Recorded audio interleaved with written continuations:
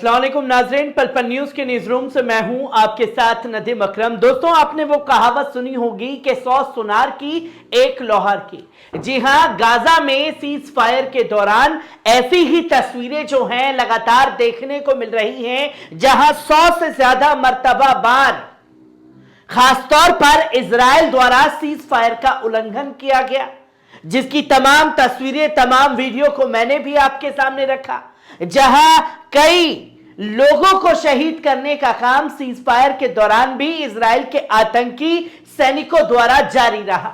और जब बार बार समझाने के बावजूद भी इजराइल के आतंकी सैनिक नहीं माने हैं, तो फिर अल कस्साम ब्रिगेड ने आज बड़ा पलटवार कर दिया, जहां इस पलटवार में ऐसी बमबारी की कि उसमें इजराइल के कई सैनिक जो हैं घायल हो गए। और जब सैनिक घायल हो गए तो यूरोपियन मीडिया खुल करके चिल्लाने लगा कि साहब देखिए, सीज फायर का उल्लंघन जो है वो हमास द्वारा किया जा रहा है। पर हमास ने भी साफ तौर पर यह बता दिया कि हमने पहले ही चेताया था कि जिस भी भाषा में आप बात करोगे उसी भाषा में आपको जवाब दिया जाएगा। जो कि आप ये देख सकते हैं कि कैसे सीज फायर का उल्लंघन जो है खासतौर पर इजराइल द्वारा किया गया, जहां Israel occupation force kill 2 Palestinians, injure several in West Bank raid के दौरान जो है 2 मजलूम फिलिस्तीनियों को शहीद करने का काम जो है वो किया गया,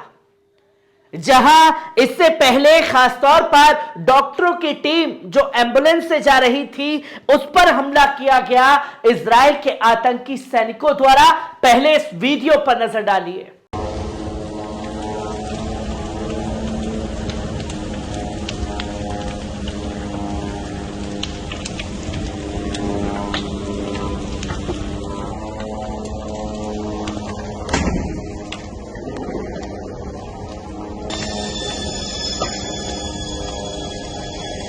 आपने देखा कि किस तरीके से यह हमला जो है वो किया गया। और जब लगातार बार बार हमले होते जा रहे थे फिलिस्तीनियों के ऊपर, तो अल कस्साम ब्रिगेड की सब्र का बांध जो है वो सीज फायर के दौरान फूट गया और घात लगा करके कैसे हमला किया गया है, पहले इस वीडियो पर नजर डालिए।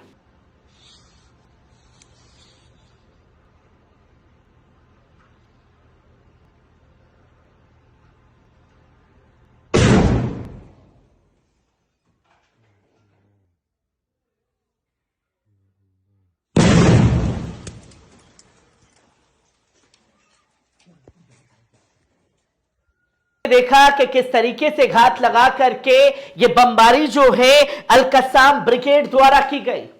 जिसकी तमाम तस्वीरें सामने आई तो खलबली मचा दी गई अल कस्साम ब्रिगेड द्वारा। और एक साफ तौर पर संकेत दे दिया गया है कि आप अपनी हरकतों से बाज आए, जहां आप देख सकते हैं कि ये 2 मजलूम फिलिस्तीनियों को शहीद करने का काम जो है इजरायली फोर्स द्वारा किया गया, जिसकी तस्वीर आपके सामने है। और जब बार बार यह होता रहा तो अल कस्साम ब्रिगेड ने भी पलटवार कर दिया, जहां अबू उबैदा का बयान भी उनके टेलीग्राम चैनल पर आया है, जहां साफ तौर पर उन्होंने बताया कि statement from the spokesperson for al Qassam Brigade Abu Ubaida, due to clear violations by the enemy of the ceasefire agreement in the northern Gaza Strip today, a field altercation occurred and fighters dealt with this violations। जो इनका लगातार violation बढ़ रही थी उसके चलते आज ये एक्शन हमें गाजा स्ट्रिप में लेना पड़ा है, जहां we are committed to this ceasefire as long as the enemy by it we call on the mediators to exert pressure on the occupations to adhere to all the terms of the ceasefire on the ground and in the air। जो कि साफ तौर पर यह कहा गया अल Qassam brigade द्वारा कि जो भी मेडिटेरियन से जिन्होंने भी समझौता कराया है सीज फायर को लेकर के, वो इस बात पर ध्यान दे कि कैसे बार बार उल्लंघन जो है इजराइल द्वारा किया गया है, जिसका पलटवार हमारे द्वारा आज किया गया है, जो कि साफ तौर पर उनके टेलीग्राम चैनल पर the Israeli army spokesperson का भी बयान सामने आया, जहां there explosive device were against our force and they were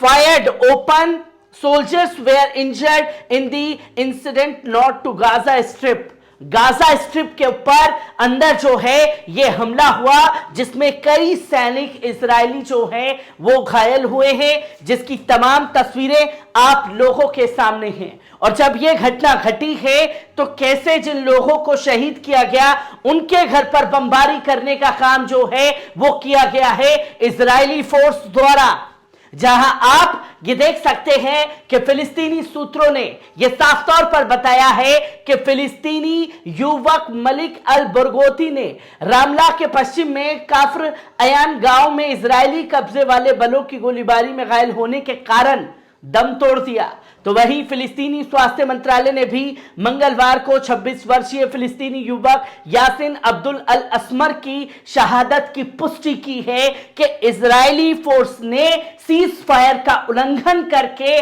उन बच्चों को शहीद किया है। जहां मंगलवार सुबह रामला में दीर अमार शरणार्थी शिविर में हुए टकराव के दौरान इजरायली कब्जे वाले बलों की गोलीबारी में 2 फिलिस्तीनी युवक भी घायल हुए। और जब यह घटना लगातार इजराइल द्वारा जारी थी तो आज हमास द्वारा यह पलटवार भी करना पड़ा। हर एक तस्वीर जो गाजा से सामने आ रही है उसकी बारीकी से आपके सामने रखता रहूंगा। दीजिए इजाजत, शुक्रिया।